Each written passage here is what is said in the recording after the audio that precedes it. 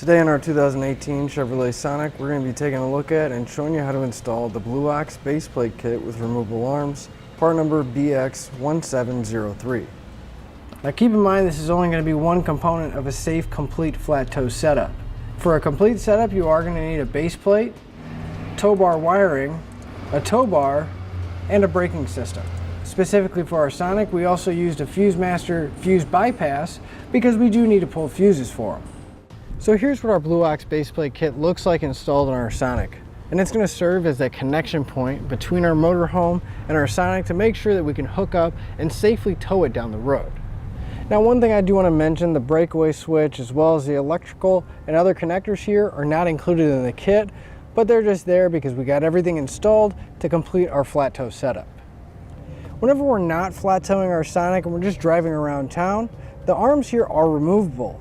We can simply just pull on this pin, rotate the arm, and it'll come right out, giving us a more of a hidden look so it's not sticking out so far.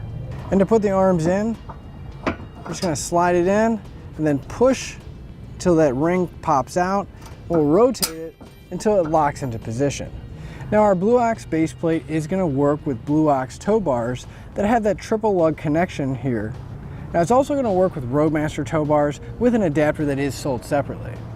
Now our safety cable connection point is going to be relatively easy to get to. It's going to be right on the inside of the arm. We're going to have plenty of room to even get some of those larger hooks in place. Now the main reason why you want a base plate, not only to just connect to your motorhome, but this is going to evenly distribute that towing weight, take some of the strain and stress off of the front suspension on our Sonic. Our base plate is custom designed for our Sonic, so the installation is going to be a lot easier than any kind of universal kit. But as you can see, we did have to trim some of the lower grill here so that our connection points and our arms could stick out. Now I would like to give you one measurement, and that's going to be from the ground to the connection point at our base plate. And if we come right to the center of that pinhole, it's going to be right about 13 inches. Now that measurement is going to come in handy when if you're looking at your motorhome, you're going to measure from the ground to the inside top edge of the receiver tube opening, because we want to make sure that we have a nice level towing setup. So you're going to take those two measurements and figure out if you need a high-low adapter. Another measurement to keep in mind is the spread between our two connection points. And from center to center, it's going to be right about 18 inches. And that measurement is going to come in handy whenever you're looking at your tow bars, making sure that it's compatible with that size. So now that we've seen what our base plate looks like and gone over some of the features, let's show you how to get it installed. To begin our installation, we're going to have to remove the fascia. So we're going to start up top here, and on each side, we're going to have 3 push pins on the top of the radiator cover that we're going to have to remove. So you're going to want to take a flathead screwdriver or a trim panel tool. You're going to come underneath the center section of the push pin, pop it out, and then come underneath the outer section and pull the rest of the push pin out. There's going to be 3 of these on each side, so we'll go ahead and take out the other 3. We're also going to have a few 10mm bolts on each side to remove as well. So we're going to grab a 10mm socket, and we'll pull the 3 bolts out on each side. In the wheel well area, we're going to have to pull out some Torx bits. There's going to be 3 going along the edge here. So you're going to want to grab a T20 Torx bit and pull those out.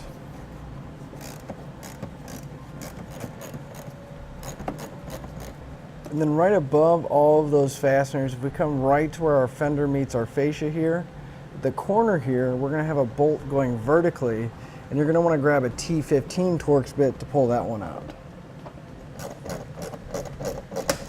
Once we have that last one removed, we're going to repeat that on the other side as well. Now on the underside, right along the edge, we're going to have 3 more Torx screws that we're going to have to pull out. And again, I'm going to be using a T20 Torx bit to pull those screws out.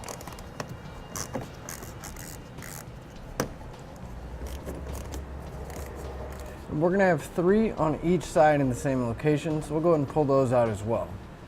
Now if we come to the center of this belly pan here, we're going to have another push pin. Again, just take a trim panel tool or a flathead screwdriver. You're going to pop that center section out. Then we can pull the rest of the clip out. And on either side of that push pin, we're going to have 2 bolts that are holding that belly pan in place. So we can grab a 13mm socket and remove those 2 bolts. Now at the very front of our belly pan, the very center, there's going to be another torque screw holding it in place. So we'll grab a T20 Torx bit and pull that out.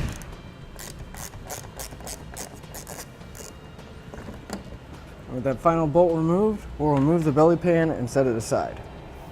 Now on each side with that belly pan removed, it's going to expose a Phillips head screw. So we'll go ahead and grab a Phillips screwdriver and pull that out. Now with that extra set of hands, we'll get ready to remove our fascia. You're going to want to slightly pull up and grab where the fender meets the fascia and start peeling it away, unlocking the tabs as we go.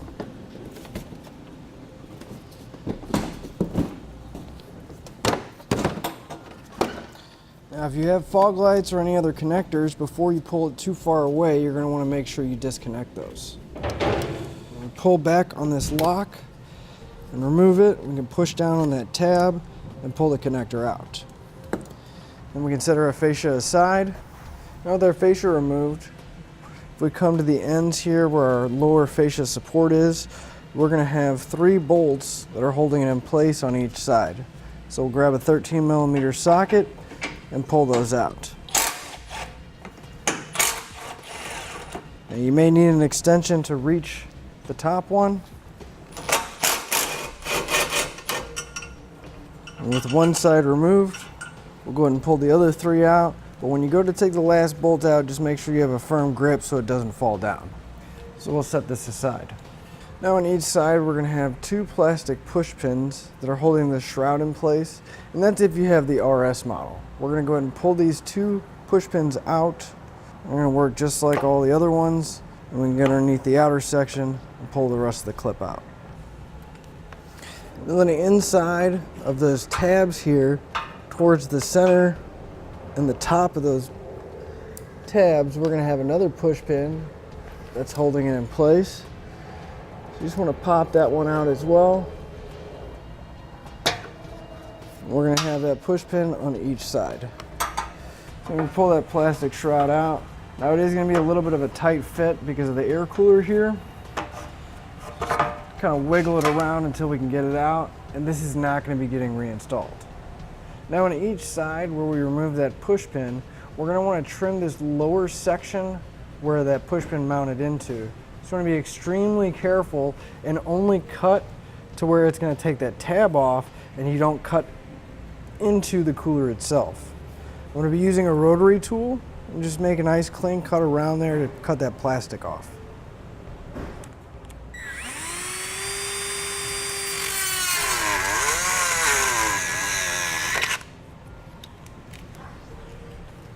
And we're going to trim both sides off, and again you just want to be extra careful not to go into the cooler itself.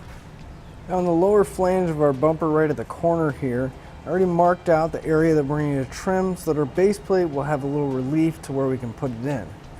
So again, I'm just going to be using a rotary tool, and you want to just cut that notch out to where it comes over just a little bit, maybe about an inch or so, and then straight down directly underneath the bumper beam.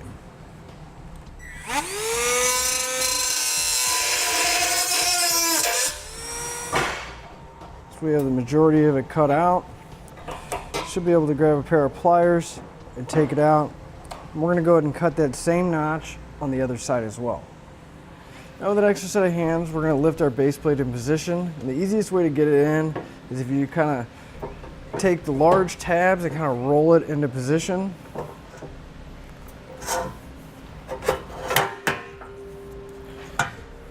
You're going to want that tab to be directly underneath the bumper beam here.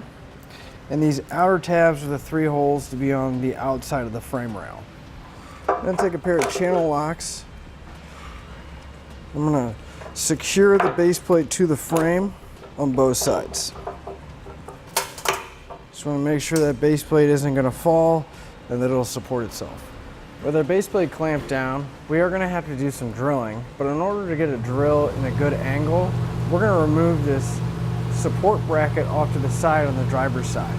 There's going to be 2 bolts on the inside, I'm using an 18mm socket to pull them out.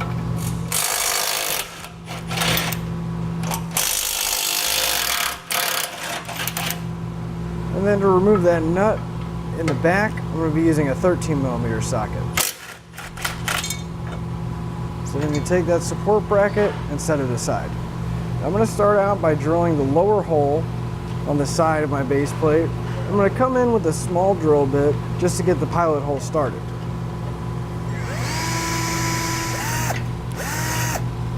Now we're going to come back and enlarge that hole, stepping it up with drill bits until we get to a 30 seconds.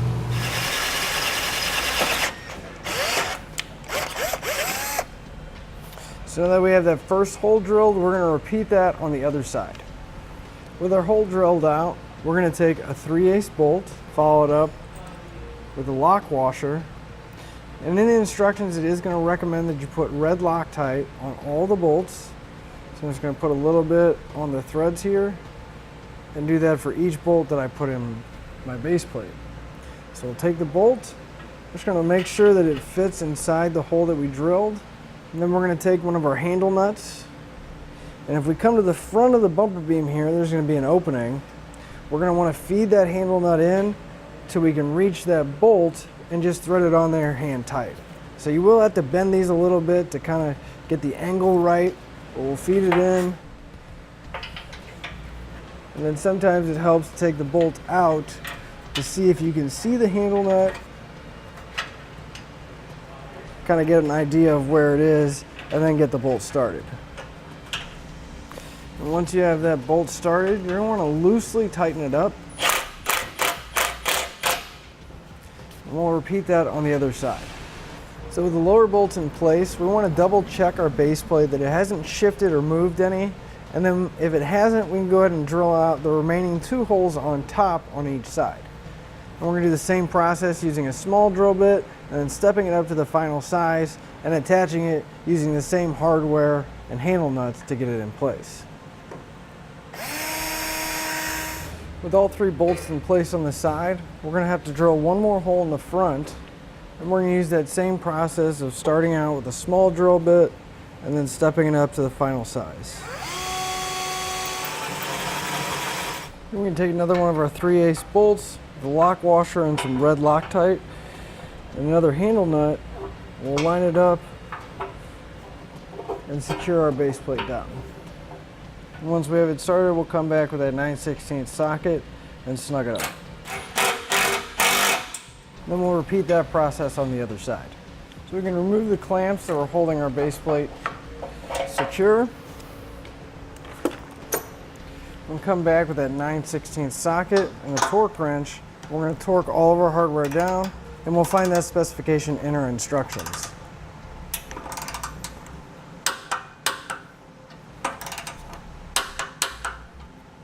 You want to repeat that for any remaining hardware.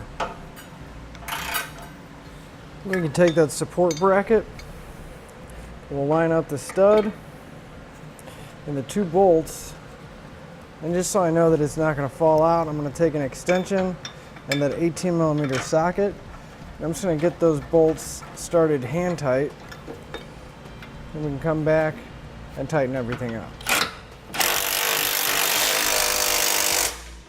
I'm going to start that nut by hand using a socket and an extension.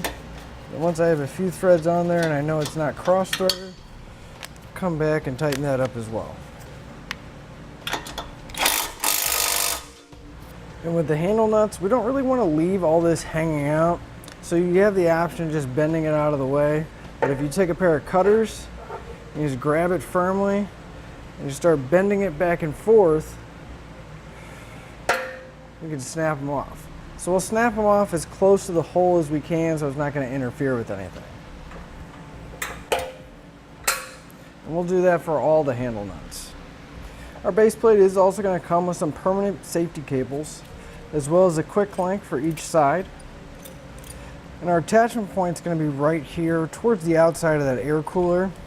So we just want to open up that quick link all the way, and you want to go around the base plate and around the frame. So I'm going to come over the top of the frame,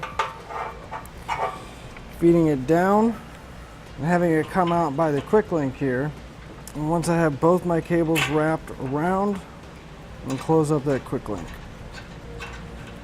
Now you want to make sure that it's not going to rub on any hoses or any electrical cords or anything else. So if you do have a lot of excess like we do here, it's not a bad idea to take a zip tie and tie the excess to something so it'll hold it tight and away from all that stuff. We don't have to worry about it rubbing on my air cooler here. And this, we can always tie it to the frame or anywhere else we can find, just to keep that excess from moving around too much. And we'll go ahead and repeat that on the other side. Now we can take that fascia support bracket that we removed earlier, line it back up,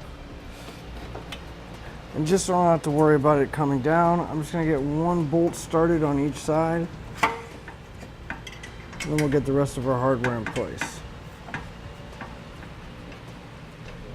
We can come back with that 13mm socket and snug up our hardware.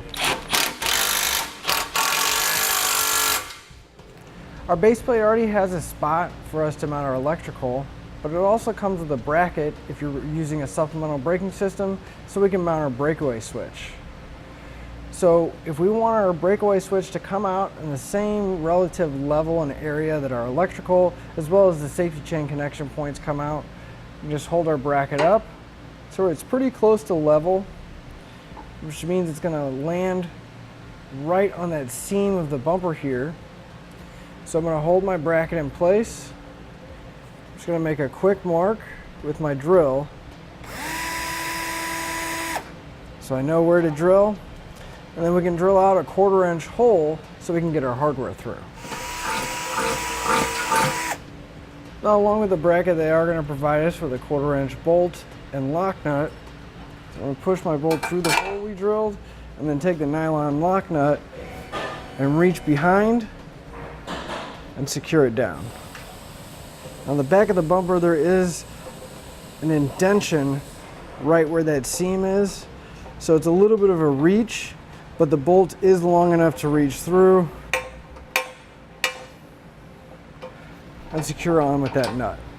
Then you're going to want to grab a 7/16 socket and wrench and reach behind the bumper and hold that nut while you tighten up the bolt. Now we have a nice, sturdy, secure place to mount our breakaway switch. At this point, we can get ready to put our fascia back on. However, if you are adding a supplemental braking system or any kind of lighting functions, I would suggest doing that before you put the fascia back on. That way it's a lot easier to route all the wires and everything else up to the front. So we're going to go ahead and do that now as well. So now with the next set of hands, we're going to hold our fascia as close as we can to the original position so we can see where we're going to need to trim out so we can get our arms in place. So I'm just going to trace around the section that I'm going to need to cut. We'll mark it out, and then we can take our fascia back off and cut that. And with the fascia trimmed and back on, we can go ahead and put all the fasteners back in place that we removed in the beginning. And put back the fasteners that came out of the wheel well.